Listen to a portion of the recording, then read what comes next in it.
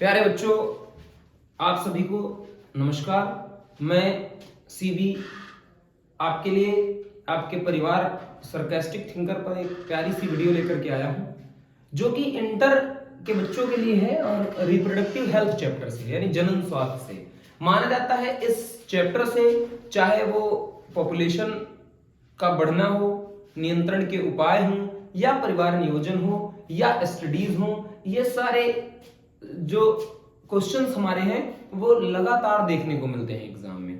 तो इसीलिए हमने एग्जाम ओरिएंटेड कह लीजिए कि कोई से बोर्ड की तैयारी आप में हो, ठीक है, तो आप एग्जाम ओरिएंटेड क्वेश्चन आपको देखने को मिलेंगे।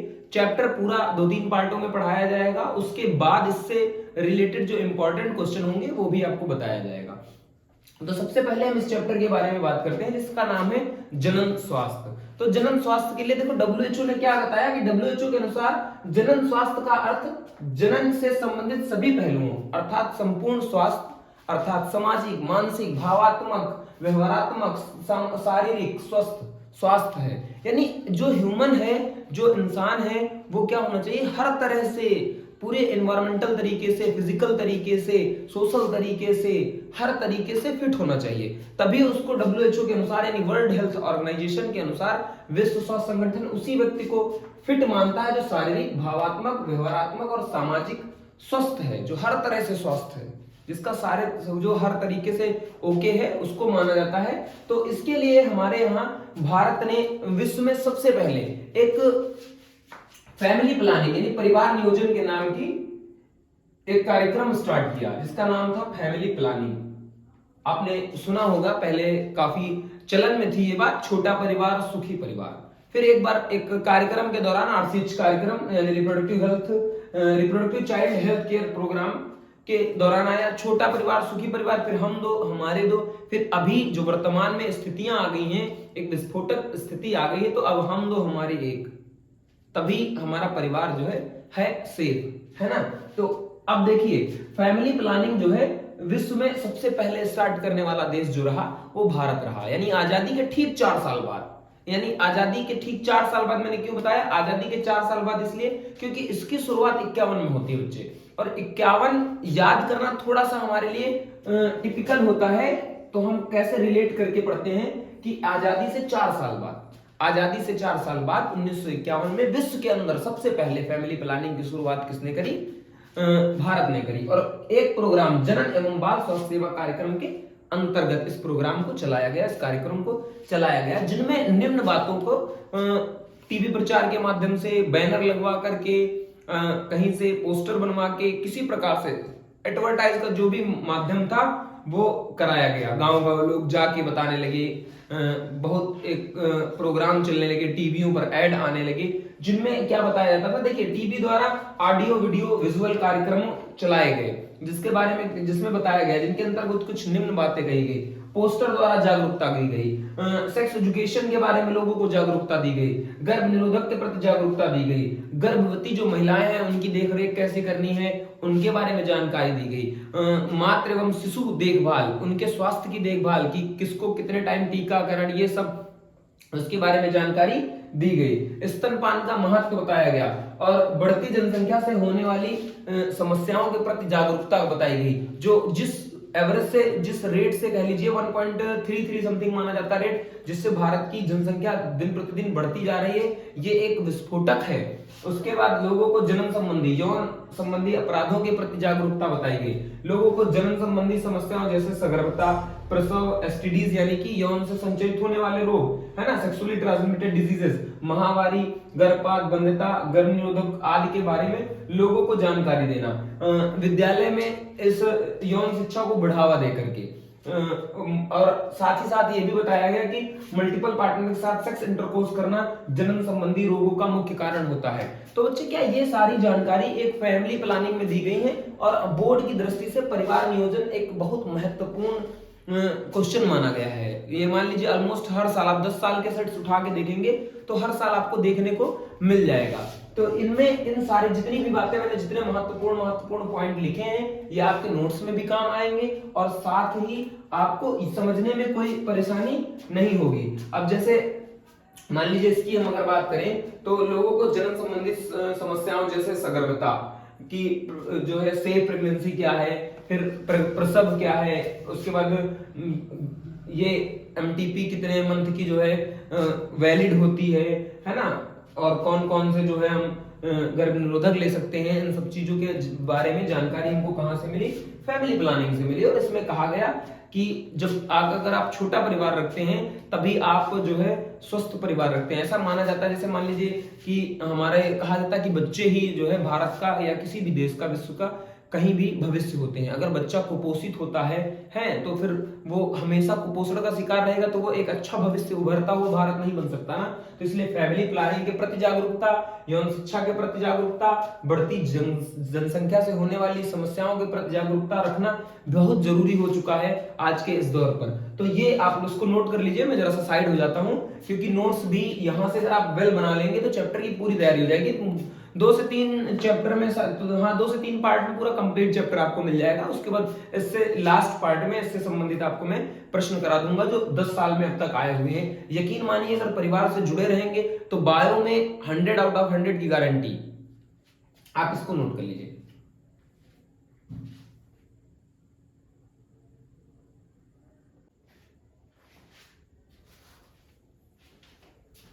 तो बच्चों अभी बात कर लेते हैं पॉपुलेशन एंड बर्थ कंट्रोल की, यानी आबादी और उसको जन्म की जो बर्थ नियंत्रण, जन्म नियंत्रण की बात करते हैं ना, उसकी पॉपुलेशन बढ़ती आबादी और उसका नियंत्रण कैसे करते हैं। तो देखो 1900 के दौरान लगभग विश्व की पूरी आबादी मान लीजिए 2 अरब के समथिंग थी। वही ठीक 100 साल बाद आ गई सन 2000 में हो गई हमारी आबादी, विश्व की बात कर रहे हैं, तो 6 अरब हो गई, है ना। जब 1947 में भारत का विभाजन हुआ, उसके बाद जब जनगणना हुई तो अनुमान लगाया जाता है कि 1947 के दौरान भारत की आबादी जो हमारी थी वो कुल 35 करोड़ थी, जो सन 2000 में बढ़कर के 1 अरब हो गई। यानी ये मान लीजिए कि यही महज 50 से 53 सालों में आबादी आप देखिए 35 करोड़ से बढ़कर सीधे 100 करोड़ हो गई। तो उसी को विश्व में हम ये अनुमान लगा के चलते हैं, इस पॉइंट को जरा सा हाईलाइट करते हैं कि विश्व में आज हर 6वां आदमी भारतीय है। आज भारत की वर्तमान में जो पॉपुलेशन है वो है 142 करोड़। अभी तक हम लोग चीन से पीछे चलते थे, लेकिन अब हमने चीन को भी पिछाड़ दिया। यानी बढ़ती जनसंख्या एक विस्फोटक बम की तरह होती जा रही है। अगर इस पर हम नियंत्रण नहीं करेंगे तो रोजगार की समस्या, अन्य की समस्याएं, बहुत चीजों की समस्या हो जाएगी, आवास की समस्या, भूभाग की समस्या, हर चीज की समस्या का सामना करना पड़ेगा। तो जिस ये 1.7% की वृद्धि दर जो है, जिस वृद्धि दर से बढ़ रहा है, जो हमारे विद्वान हैं पॉपुलेशन विद जिनको माना जाता है, वो उन लोगों का मानना है कि जिस हिसाब से ये बढ़ रही है महज 33 वर्षों में भारत की पॉपुलेशन जस्ट डबल हो जाएगी।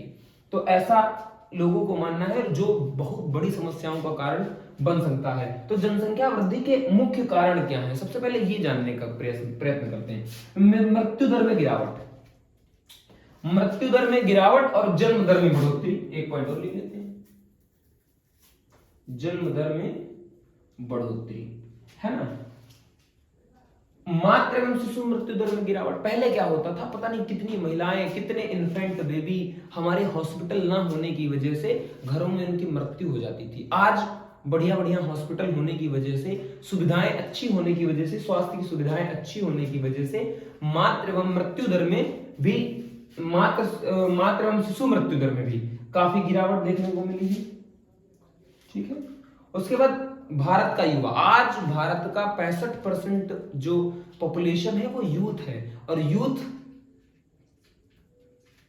मेन सबसे बड़ा कारण है बढ़ती हुई आबादी का। और दूसरा महत्वपूर्ण पॉइंट है कि यौन शिक्षा की कमी। आया वो क्वेश्चन है ये, इसको इंपॉर्टेंट लगा के लिख लीजिए। ये डबल स्टार ट्रिपल स्टार जो भी बनाना आप बना लीजिए, 100% आएगा, लिख के ले लीजिए इसको। ठीक है। तो सेक्स एजुकेशन के प्रति लोगों की जागरूकता नहीं है, जानकारी नहीं है, सेक्स इंटरकोर्स के प्रति जानकारी नहीं है, गर्भ निरोधक गोलियों के प्रति जानकारी नहीं है, आईडीज के प्रति जानकारी नहीं है। और बहुत महत्वपूर्ण पॉइंट जो है हमारा अशिक्षित वर्ग जो महिलाओं को सिर्फ बच्चा पैदा करने वाली मशीन मानते हैं। उनकी एक मानसिकता ये है कि जितने ज्यादा बच्चे होंगे, जितना बड़ा परिवार होंगे, उतने ज्यादा पैसा आएगा। मान लीजिए रोजमर्रा का काम करने वाला कोई एक इंसान है, तो उसके दिमाग में आता है कि अगर हमारे 10 बच्चे होंगे, हमारे 5 बच्चे होंगे, तो रोज अगर 300 रुपए कमा के ला रहे हैं तो 1500 रुपए कमा के लाएंगे। वो ये नहीं चाहते, वो ये नहीं जानते कि क्या समस्याएं फेस करनी पड़ेंगी, लेकिन वो ये जानते हैं, डेली बेसिस मजदूर हैं जिन लोगों ने यही समझ रखा कि जितना बड़ा परिवार होगा उतना ज्यादा पैसा आएगा, तो उनके लिए अशिक्षित समाज है ना। और दूसरा लिखा जन्म दर में वृद्धि, एरो ऊपर का बना है, जन्म दर में वृद्धि हो रही है, पॉपुलेशन इसी कारण बढ़ती जा रही है और ये वृद्धि के महत्वपूर्ण कारण है। अब अगर कारण की बात करें हैं तो जरा निवारण की भी बात कर लेते हैं। आइए जानते हैं कि किस प्रकार हम जनसंख्या को नियंत्रित कर सकते हैं। तो जनसंख्या नियंत्रण में सबसे पहले कि जिन लोगों का, सरकार को कुछ ऐसे कानून बनाने चाहिए, ऐसे नियम बनाने चाहिए कि जिन लोगों का परिवार छोटा उनको अत्यधिक लाभ दिया जाए। छोटा परिवार सुखी परिवार, जैसे छोटे परिवार को बढ़ावा देकर, विवाह की उम्र बढ़ाकर, जैसे कि अभी तक नॉर्मल 21 और 18 ये मेल और फीमेल की उम्र थी, लेकिन ऐसा माना जा रहा है कि इसको थोड़ा बढ़ा करके क्या कर लिया जाए, थोड़ा इंक्रीज कर लिया जाए, है ना। उसके बाद फिर सेक्स एजुकेशन को बढ़ावा देकर स्कूलों में, ये चैप्टर आपने जो 4th चैप्टर इंटर में पढ़ रहे हैं, इसका मेन मूल महत्व क्या है, उद्देश्य क्या है, यही है ना। सेक्स एजुकेशन के बारे में आप जागरूक हो, आप जाने कि कैसे क्या होता है। दूसरी चीज, बढ़ती आबादी के प्रति जागरूकता।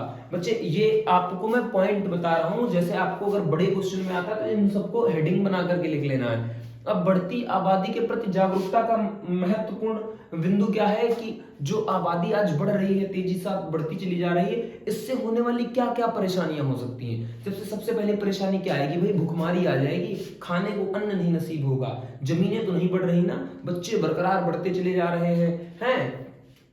फिर तो वही हाल हो जाएगा, हम तो हमारे 12 सबके हाथ में एक कटोरा, बना नहीं राइमिंग वर्ड वैसे। चले तो ये जब बढ़ती आबादी के प्रति जागरूकता हो जाएगी, लोगों को ये पता चल जाएगा कि भुखमरी की समस्या हो जाएगी, रोजगारी की समस्या हो जाएगी। आज भारत की मूल समस्या बेरोजगारी है। जितना भी युवा वर्ग है वो यही उम्मीद लगाया बैठा सरकार से कि नौकरी मिल जाए, नौकरी मिल जाए। नौकरी आती है 10,000, फॉर्म पड़ता है 35 लाख, कहां से नौकरी मिल जाएगी। तो कहां से समस्या आ रही है, बढ़ती जनसंख्या के कारण।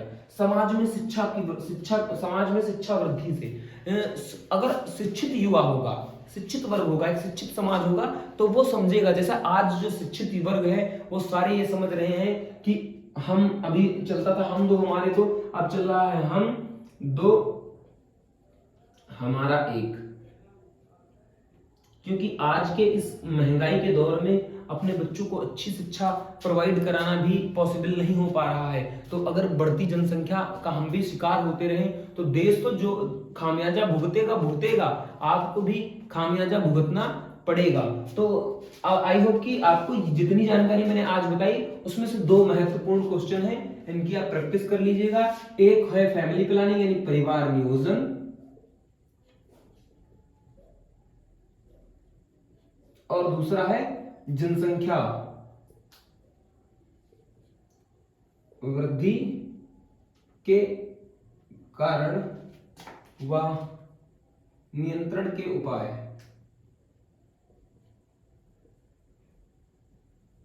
आप लिख के ले लीजिएगा, एग्जाम बाद मुझे कमेंट करके बताइएगा।